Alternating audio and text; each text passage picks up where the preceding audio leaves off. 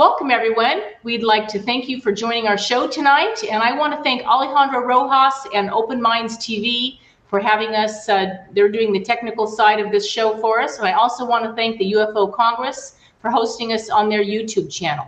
So tonight, the Phoenix MUFON live streaming lecture series is welcoming Ron Regier, and tonight Ron's lecture is on Pueblo people, star people, and prophecy. So please enjoy.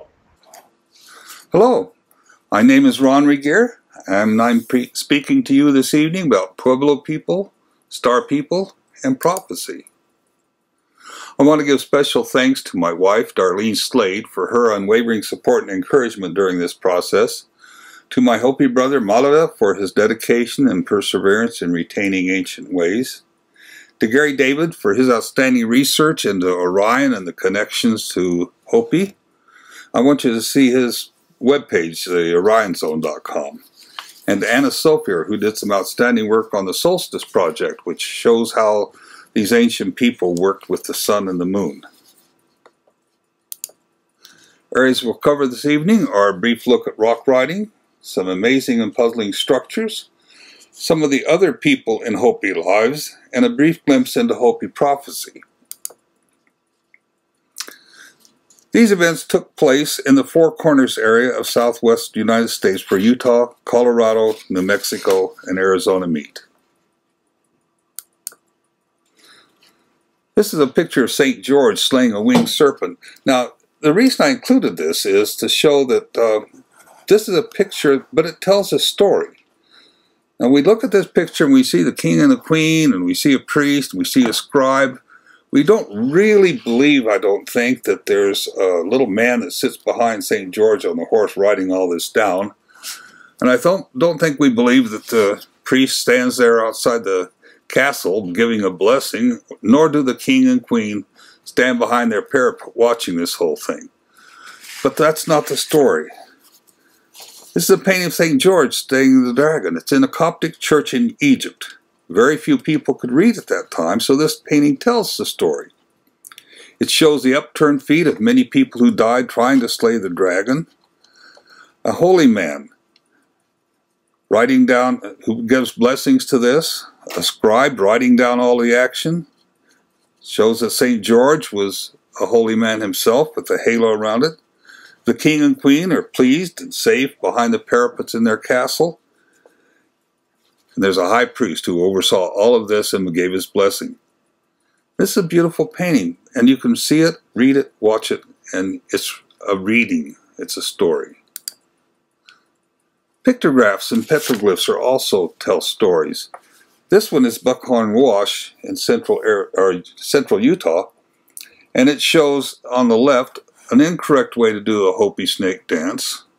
On the right, this panel shows partially correct. It'll get you by, but in the middle, a large collection of strange objects.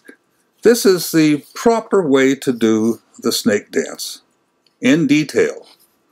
And it's a proper dance has been performed for many, many hundreds of years by the Hopi. Now, a symbol used in this, and please don't make the mistake of calling this rock art. This is rock writing. And ordinary symbols are used. At times, these are combined, as shown in columns C and D. We would call these in language diphthongs, but these have no sound associated with them, so their shape conveys all the meaning. And some of them are the same as used in sign language. This shows some simple locators, or things that help give us directions. A is the simplest, resembles a pair of eyes, and means go or look in this direction. B means go in this direction, much as our modern arrow does. We read the spirals by always going clockwise, so C indicates going up, whereas D indicates going down. Symbol E means to cross over, and F means riding or talk, two heads combined looking one another.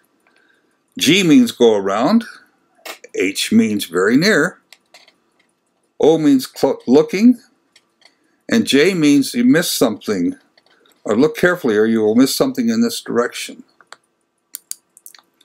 And here's an example. I was walking up a stream in central Utah, and up on a cliff above I noticed this strange thing I thought looked like a pair of eyeglasses. Then I noticed this means look down and around and behind here and you'll find something. So below, behind a boulder, in a small alcove, I found this panel of petroglyphs. Now this panel would not be, I couldn't see it if I hadn't got the directions and walked behind the boulder. Had to see the boulder, had to see the writing, and then you could see these glyphs. I put in this because I think, it would be a lot easier if we had this whole thing the way Hart calls it in his cartoon BC. Let's see what these ancient writings tell us about other people. Sago Canyon near Moab, Utah has a stunning pictograph panel consisting of 19 different figures. These figures are guardians of the canyon. They warn travelers to not go up the canyon. Why? Continuing up the canyon ultimately leads to the area where the infamous Skinwalker Ranch is located. And we've all heard about that. It's not a good place for the unwary to go.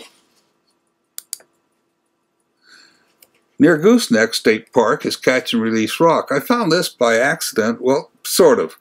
I had a friend of mine tell me, "You're Ron Regier, you guys, you look into UFOs, don't you?" And I said, "Yeah." And he said, "Well, out near the Goosenecks, there's this great big boulder all by itself, and it's got a huge UFO on it."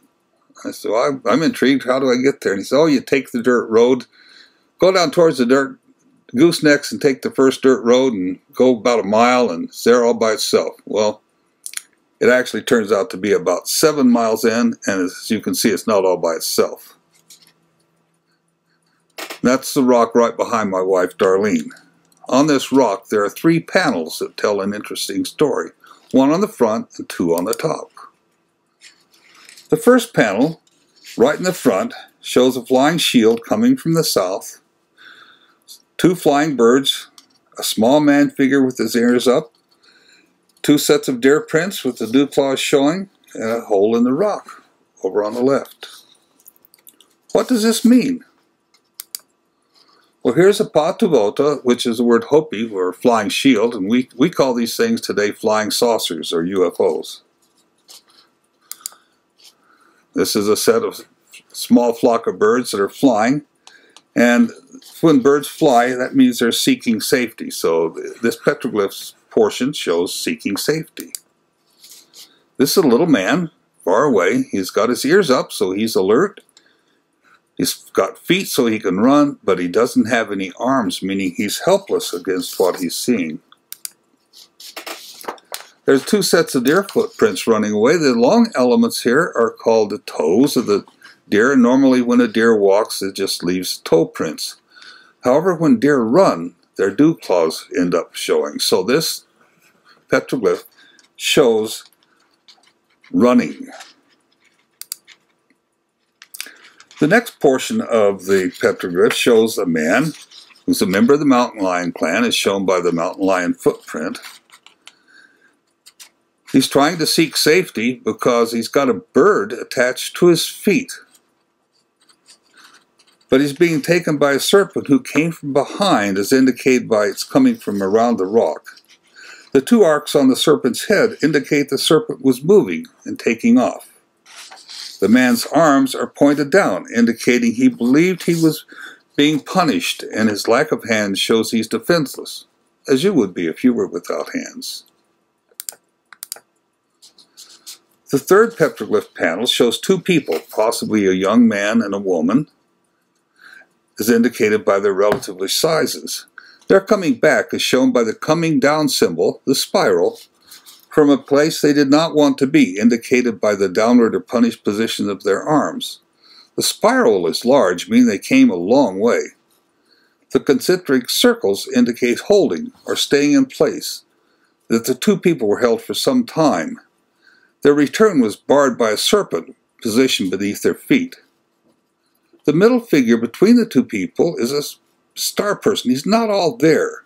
So this indicates a star holy person, and he's moving, as indicated by the 2 arcs on his head. And he's holding the hands of the 2 people, indicating he assisted them in their return. So these three panels tell a story of somebody fleeing from a flying saucer, captured by a flying serpent, and then returned by a star person. A great story, all in stone. Another intriguing paragraph is found in a small side canyon in Natural Bridges National Monument. It shows a flying shield landing. Very, very nice picture here. The shield is under spiritual control, as shown by the series of dots surrounding it and its path. Coming from the craft is an energy wave, the broken zigzag line that connects to the Earth's energy, another zigzag line, the one that's on the right side of the panel. This possibly provides a clue as to the craft's propulsion system. The star people, shown with outstretched arms in about the middle of the picture, they occupied the craft, and they're followed by many animals they brought with them. The two star people are reaching out to the Earth people, both on land and on water, meaning they came for all people to give them abundant plants and animals and to share their knowledge.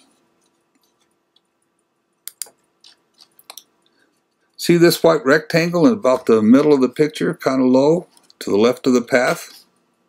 Believe it or not, that's a flying shield, still there at Hopi.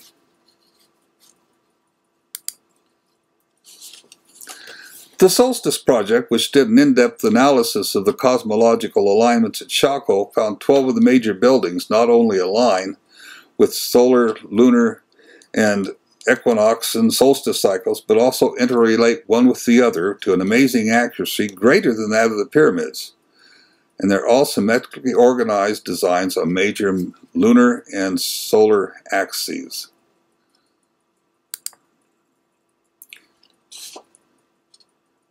Let's take some time to speak of what many believe to be the cultural center of the ancient ones. Chaco Canyon, located in the high desert of northwestern New Mexico.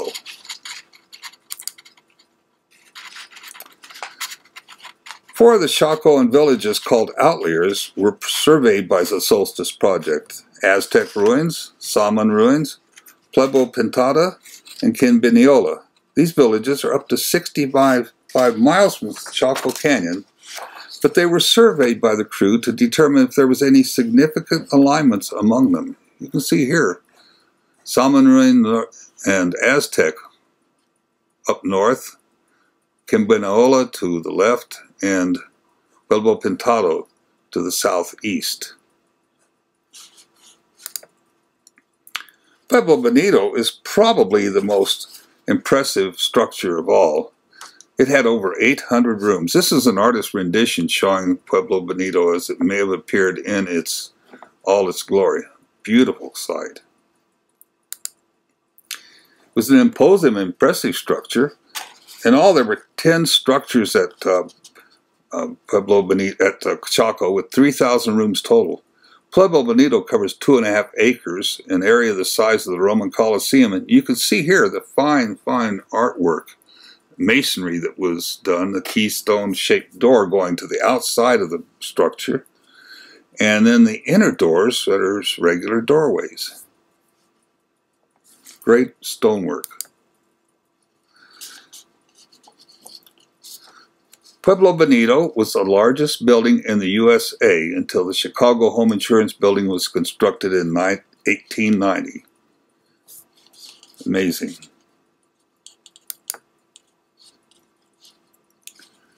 High up on Fajada Butte, which is south and east of Pueblo Bonito, we found this bizarre-looking petroglyph which pointed out by a Hopi elder who said it gave the reason for Pueblo Bonito.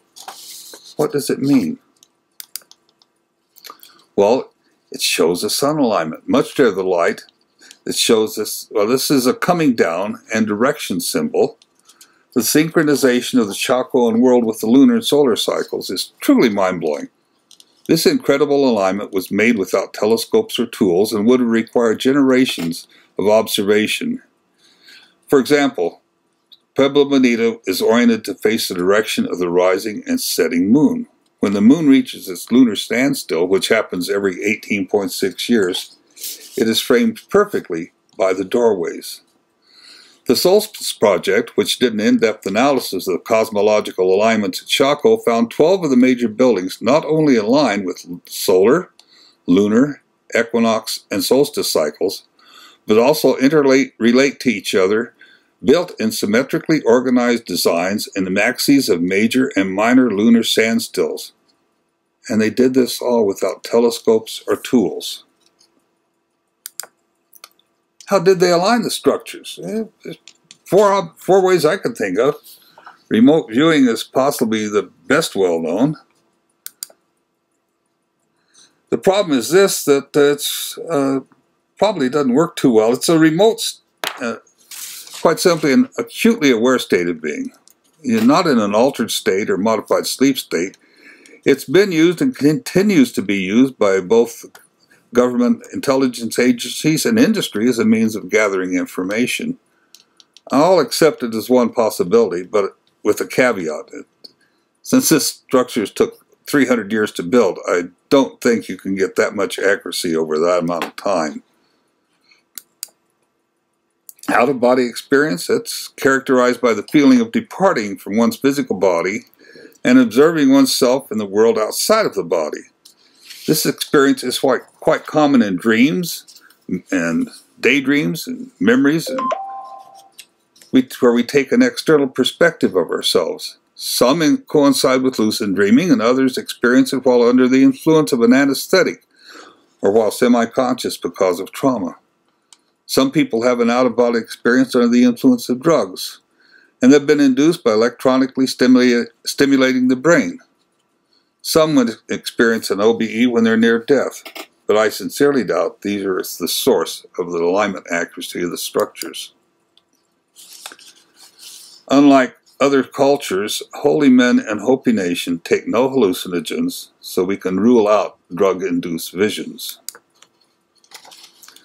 This leaves only one alternative: direct observation.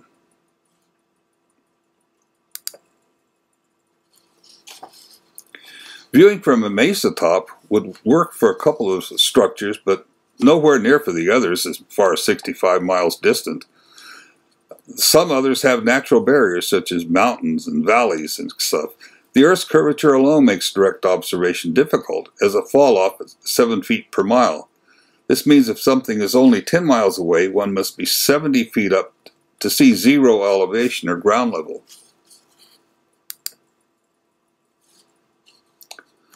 While the idea of a holy Hopi man piloting a hot air balloon has a certain romantic appeal, there's nothing in the written or archaeological record to indicate that this technology was available to them. That leaves another alternative, the flying shields. This petroglyph shows a flying shield at Homolovi State Park up in Arizona near Winslow. Does it represent a flying shield? This isn't just wishful thinking. The flying shield appears in more than one Hopi myth, and the petroglyphic evidence of this tradition exists on Second Mesa near Mishognavi, where an ancient petroglyph indicates a dome-shaped object resting on an arrow and a Hopi maiden inside.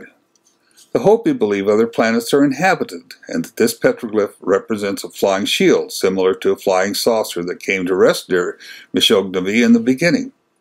Now, near the end of the Fourth World, the sacred ones will arrive from another planet by flying saucers. Some Hopi traditionalists reported seeing flying saucers, all piloted by beings they call Kasinas.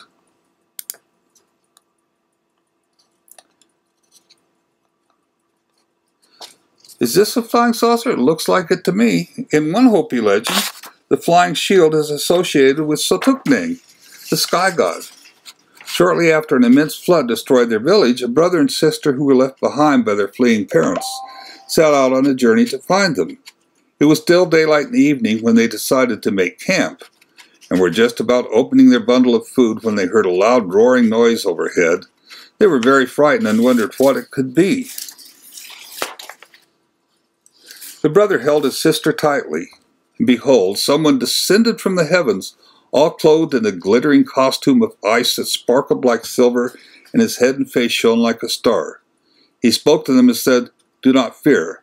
I am Sotukneng, the heavenly god, and because of the sympathy I have for you, I've come to help you. So come, get on the shield of mine and let us be on our way." He then took them on his flying shield up into the sky so that they could see for many miles around.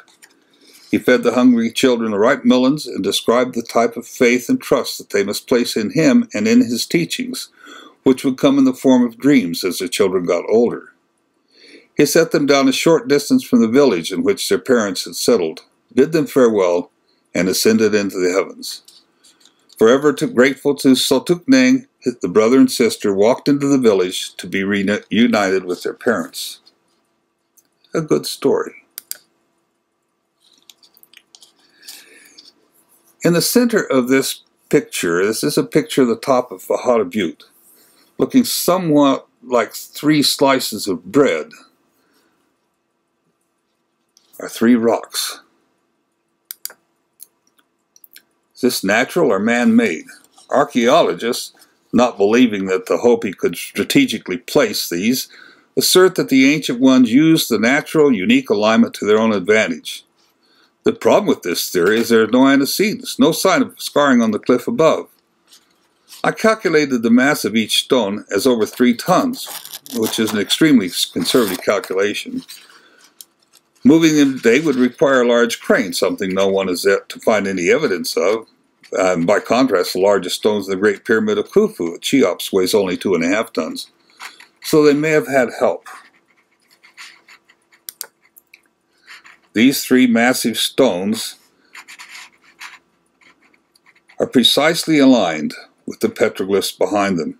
I believe they intentionally positioned them with the help of the Ant people and Stone people, making the ancestral Hopi the first and possibly only cultures to study both solar and lunar movements across the heavens. What do? These uniquely aligned massive boulders are actually precision scientific instruments that brilliantly capture the significant movements of the sun and moon cycle across the heavens. Can you imagine the tremendous amount of effort required to align these huge stones with such amazing accuracy? They're a calendar. The sun dagger shows the interplay of light and petroglyphs that indicate the solstices and equinox. The ancestral Hopi are the first culture known to study both lunar and solar variations.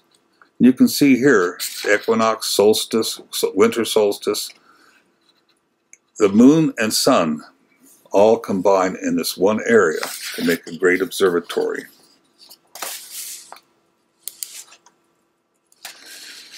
The Southwest is filled with evidence of a culture whose influence and remaining artifacts give us clues as to their history. But there are other compelling data, the oral history of the traditions of those who surrounded them in this hostile environment. The Hopi, they call themselves the peaceful people. They're members of the Uto-Aztecan language family, and they inhabit 3 high mesas on a rock tableland called Black Mesa in northeastern Arizona. They are descendants of the ancient ones, or Hisatsinam.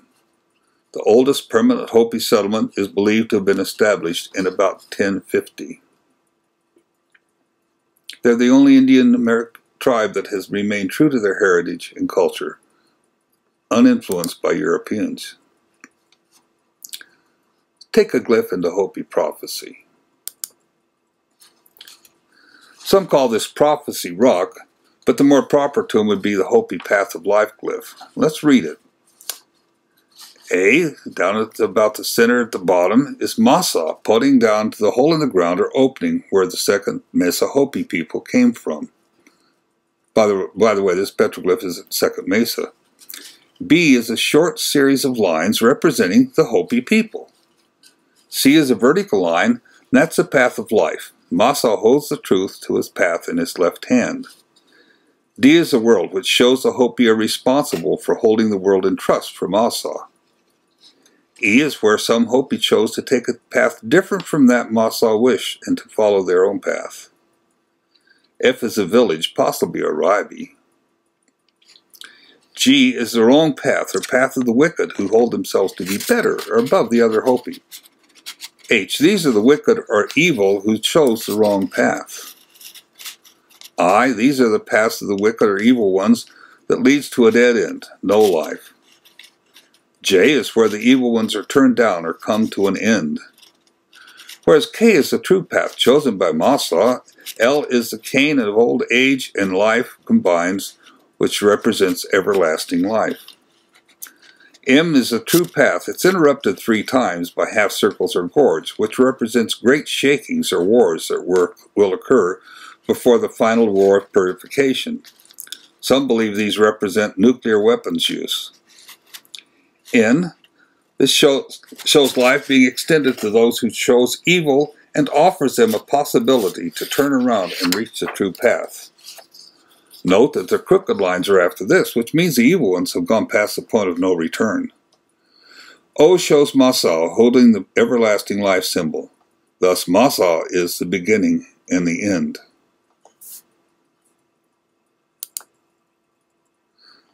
This is the true prophecy lock shown with Hopi Elder Grandfather, and it's right near the Path of Life rock. What does it show us? This pictograph was created over 300 years ago and is connected with a story about a giant that would come to Hopi land. This giant had hands that would go all across the country. When the giant came, he would bring sickness and death to the Hopi people. Sparks would come from his hands and many would die. The giant foretold it many years ago in the power lines of the Peabody Energy Corporation. Peabody came to Hopi, dug up coal and uranium and drilled for gas and oil. The waste products of their mining and drilling have been dumped onto the ground, exposed to the elements, and spread their poison throughout Hopi and beyond. As a result, many have died.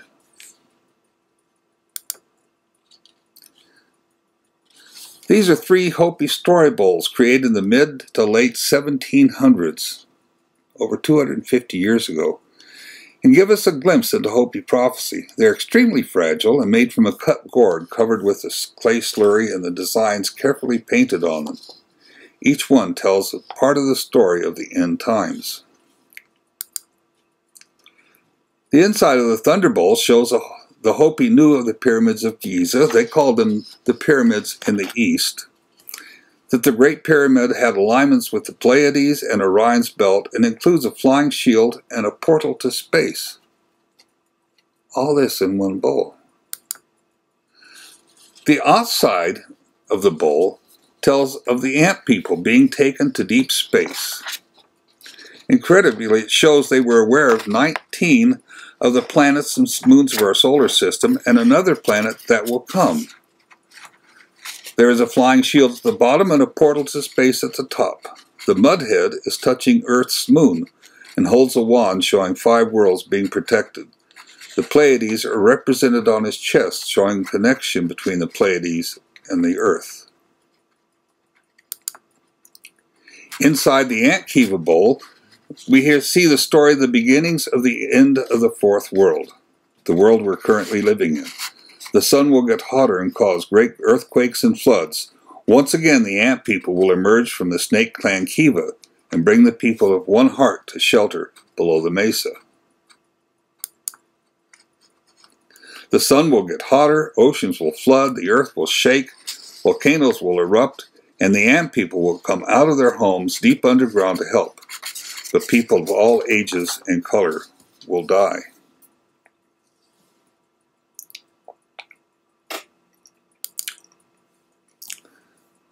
Inside the 3rd and final story bowl is a plumed serpent who will appear from the clouds. On the outside of this bowl, we see what I've been told is a map of the stars and planets with 2 openings. These indicate portals to space. Each dot represents a planet where star people live. The plumed serpent will come down and take some people to the stars and planets.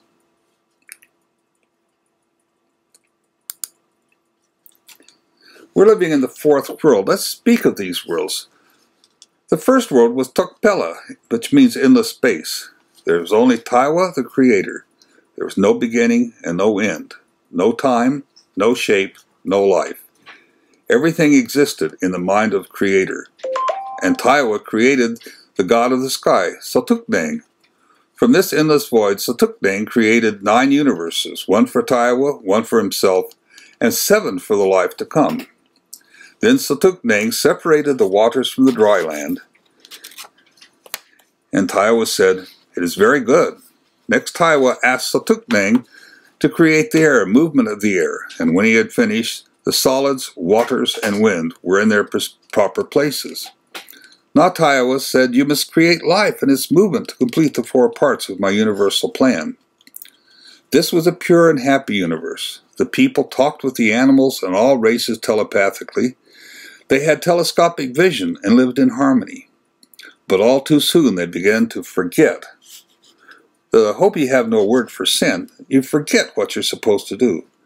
And Sutukneng ordered the ones who remembered to follow a cloud by day and a star by night. They were to follow until these guides stopped, and when they did, Sutukneng ordered them to live with the ant people until he told them to come out. Then Sutukneng destroyed the first world by the raining of fire upon them. The second world was Tokpa, a dark midnight. Sutukneng had reversed the world, placing land where once there was water and water where once there was land. He did this so the people would not remember their old ways. The people could still talk to one another from the top of their heads, but they could no longer talk to the animals, so they were apart and wild. The people flourished, but soon became greedy and began to quarrel and fight among themselves in the villages. There were still a few people who sang praises to Creator, but most laughed at them until they sang praises only in their hearts. So Sutukneng heard it all, and one day appeared and told those who remembered to go back to the ant people, and until he called them to return. So Sutukneng there commanded the twins, Pakonghoya and Palagokhoa, whom he had stationed to keep the earth rotating properly, to leave the poles. As soon as they left the north and south pole, the earth began to teeter off balance and spin crazily and roll over. Mountains crashed into the seas, lakes sloshed over the banks and flooded the lands, and the earth froze into solid ice. This was the end of Tokpa, the second world. What's happening now? We're having a pole shift. Earth's magnetic pole is moved over 1,500 miles in the last 100 years and is moving today at the rate of 35 miles per year. The magnetic pole shields us from radiation from the Earth's and in the atmosphere. We humans would likely not notice any significant change from a pole reversal, but an increase in solar activity would cause dramatic increases in skin cancer. Our technology definitely would be in danger because geomagnetic weakening during solar storms and a pole shift would damage or destroy satellites, cause power outages, and interrupt radio communications. Further, a shift in the geomagnetic field would disorient all those species that rely on geomagnetism for navigation. This would be birds and bees and salmon and turtles and whales. Not good. The third world was Kuskura, an ancient name for which there is now no meaning. In this world, the people retained all of their wisdom they had gained from their first 2 worlds and created big cities and an entire civilization. But as before, more and more people became preoccupied with their earthly plans and failed to sing praises to Taiwa and Sutukneng. Then the people created a Patuvota, or flying shield. They flew to a faraway city and attacked it. Soon people in other cities began making their own flying shields to attack one another. Thus war came to the third world. Sutukneng spoke to Spider-Woman about his concerns that they would destroy the few remaining good people. He asked Spider-Woman to make a place for them. Spider-Woman cut hollow reeds and placed the people inside them, sealing the reeds with a paste made of cornmeal. When this was done, Sutukneng destroyed the third world by commanding it to rain. After many days, the people came to rest on a small hill. Spider-Woman told them this was not where they should be, and commanded them to make rafts and go back into the waters. Each time they found land, Spider-Woman told them to return, as this land was too easy or too beautiful or too pleasant to live in. Onward they traveled, seeking land and finding no place to rest. The harder they looked, the more difficult their travels, until one day they stopped paddling and opened the doors on top of their heads. The water immediately calmed, and the rafts were brought caught up in a gentle current that carried them to a sandy shore. They had reached this, the place of their emergence. Sutukneng then appeared and told them to look back from whence they had come. They saw all the islands and other lands slowly sink into the sea, along with all of their flying pautuvoses and worldly treasures, and they sang praise to Creator and to Sutukneng. This is the fourth world, Tuwakchi, world complete. Here's where Sutukneng told the people there would be heat and cold, mountains and deserts, beauty and barrenness. They would not have an easy life, but would struggle. Whether they chose to follow the plan of creation or whether this world too would be destroyed, he ordered them to separate and go their own ways, claiming the earth for the Creator. They were to follow their own star until it stopped, and then they were to prepare their village. Then he disappeared. As the people began to leave, they saw a man and asked him, "Are you the one who's been making all the noise?" "Yes," he answered. "Do you not recognize me? I'm Massa, creator, guardian, and caretaker of the land." The people asked his permission to live on the land and to be their leader. But he answered, "As owner of the land they could stay, but I will not be your leader." He said they must follow Creator's plan and migrate throughout the world following their stars. To the north he told them they would find cold and ice, and those who came from there entered without his consent. The people then divided into their groups and began their migrations, leaving their markings on the rocks as they went. They migrated to the four corners of the world and back, carrying out the plan of Creator. Other Hopi prophecies tell to the end of this, the fourth world. The first sign is we are told of the coming of white-skinned men. The second sign, the lands will see the coming of spinning wheels. We've seen that, wagon trains. The third sign is this coming of a strange beast, like a buffalo, but with great horns.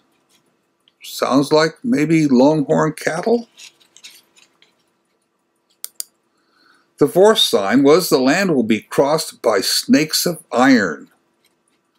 And then the railroads came. The fifth sign is the land will be crisscrossed by a giant spider's web. Power lines, or maybe they're talking about the internet, but the prophecy is there. The sixth sign, the land will be crossed with rivers of stone that make pictures in the sun. I think we've all seen the mirage, what appears to be water on a highway. The seventh sign, you will hear the sea turning black. Remember the Gulf oil spill and the spill of oil in Alaska? The eighth sign, many youths will wear their hair long. We're certainly seeing that. The ninth sign, you will hear of a dwelling place in the heavens above the earth. And what's that? Is that the ISS? So the nine signs calling for the end of the fourth world have all come. Are we near the end? My Hopi brother Malava drew this for me. As you can see, a star will come from deep space near the Pleiades, circle the sun, circle the earth twice, dropping pieces on the earth, and then return to deep space. Could this be Nibiru?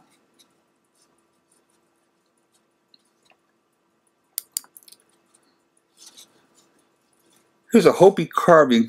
It's called a prophecy doll. We see on the front of it a white brother. The doll is looking through 1, 2, 3, 4. She's looking into the fifth world to tell us what's going to happen. We can see a connection to the Aztec and the Mayan people. The clouds, feathers representing clouds in a storm. The earth on its side, because we've tilted. And the earth and the cardinal points there, north, south, east, and west. There's a portal into deep space, and at the very top is a star person. The reverse or backside of the prophecy doll is interesting. The star people have returned, and we here see Orion's belt, the blue star coming from space. The migrations have happened, but darkness is all over the face of the earth.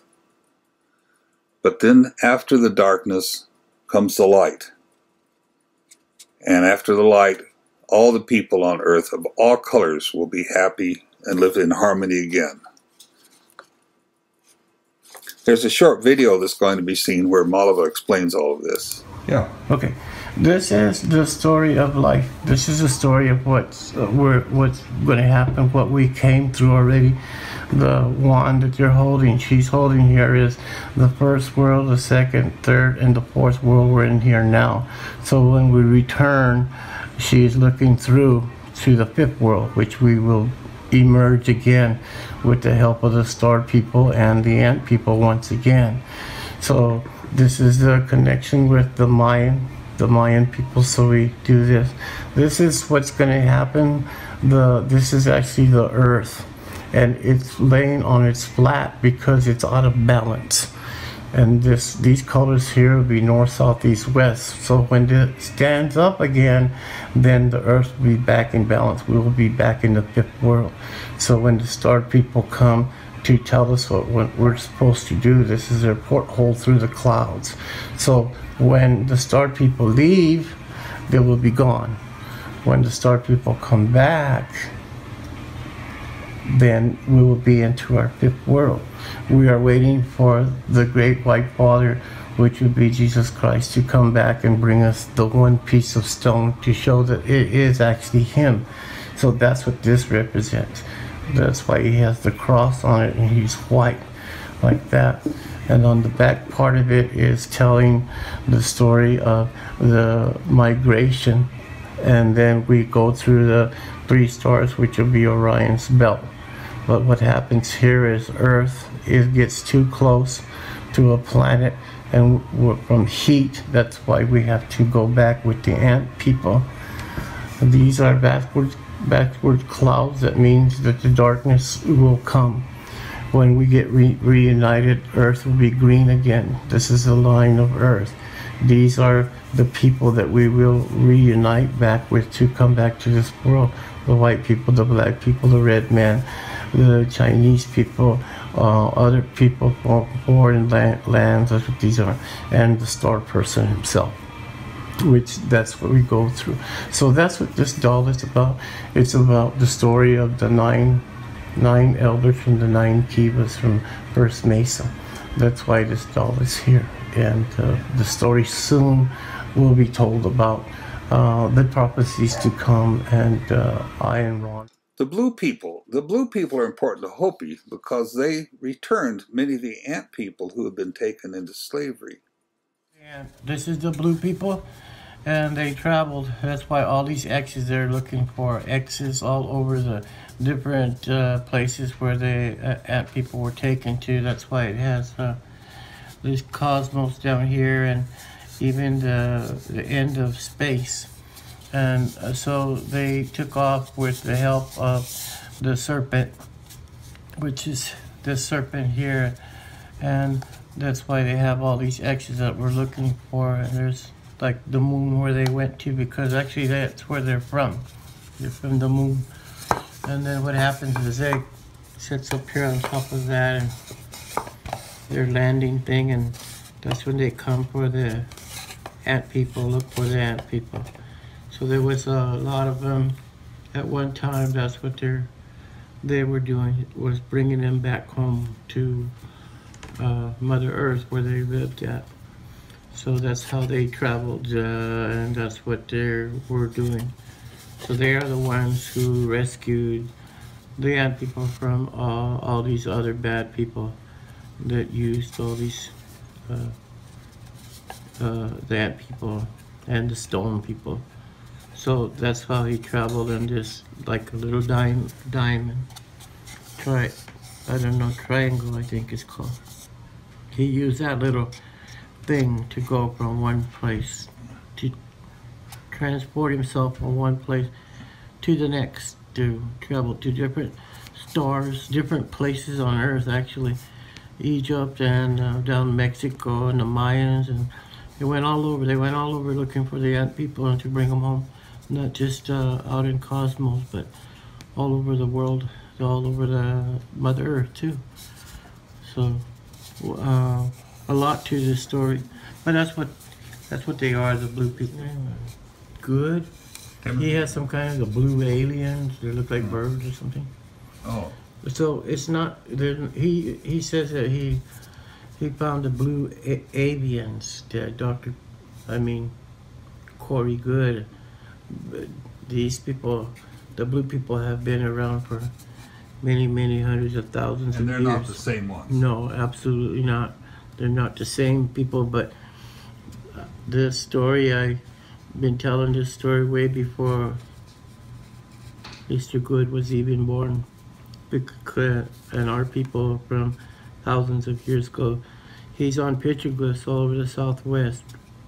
Kind of looks like this, but it is him. You just have to look for the X's, look for these signs, and that tells you that they were there looking, and that was their whole mission in life, was to bring back the ant people, because they are the ones who saved us 3 different times, 4 different times, and they'll do it again when everything falls apart here. Yeah, so that's who they are. People don't know about them. Like I say, it's not Corey Good's blue avian chicken head feather blue star people. It's different.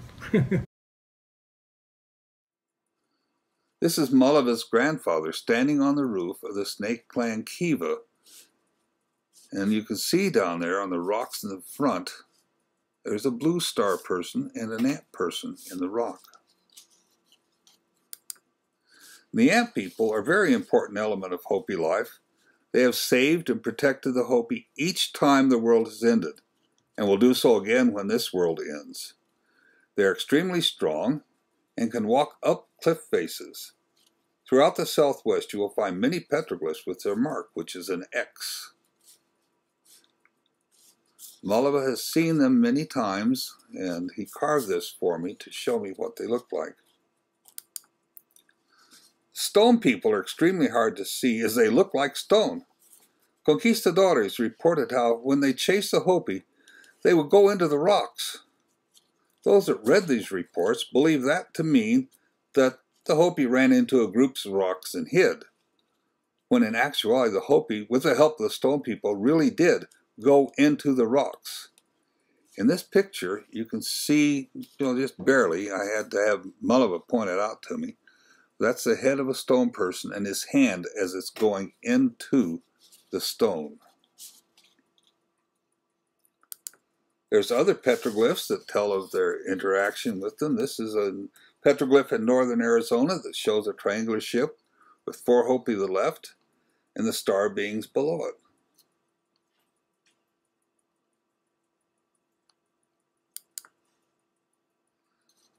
This is star beings exiting the ship. They're above a triangular craft that looks amazingly like the Phoenix Lights.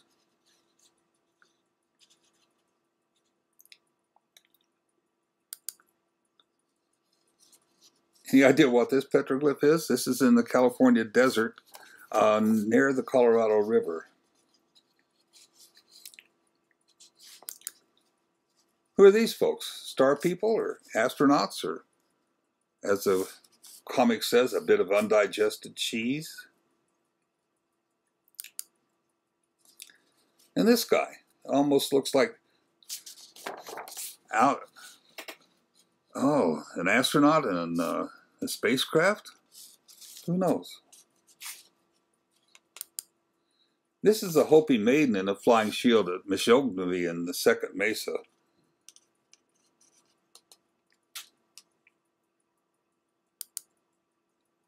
One thing that's common in every culture has flying serpents and dragons and plumed serpents. Is this an ancient Hopi dragon? It's called Montezuma, or flying winged serpent, which Montezuma translates as he who shoots or flies into heaven when he is angry. Interesting dragon. This is up near Moab. Here's a plumed serpent petroglyph found in the Galisteo Basin in New Mexico. And here's a plumed serpent, very faint, very old, chasing some turtles and water bugs.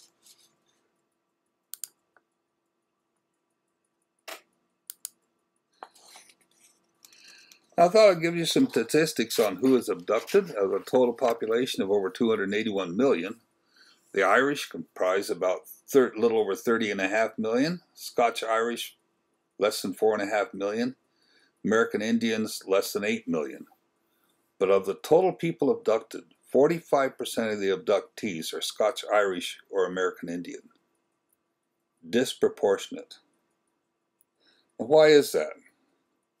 Strangely enough, the roughly 13% of the total population accounts for 45% of the abductions. Why is that? I believe it's because these people, historically, are warriors, people who never capitulated or gave up, but strove to retain their heritage.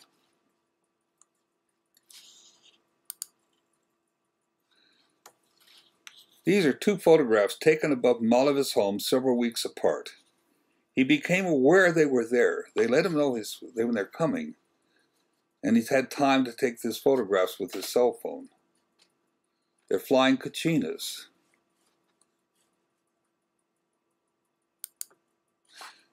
I hope you enjoyed this presentation. If you have any questions or comments, I invite you to contact me at rregehr@me.com. I will be happy to answer any questions you may have. Thank you and good night. And don't forget, keep your ducks in a row.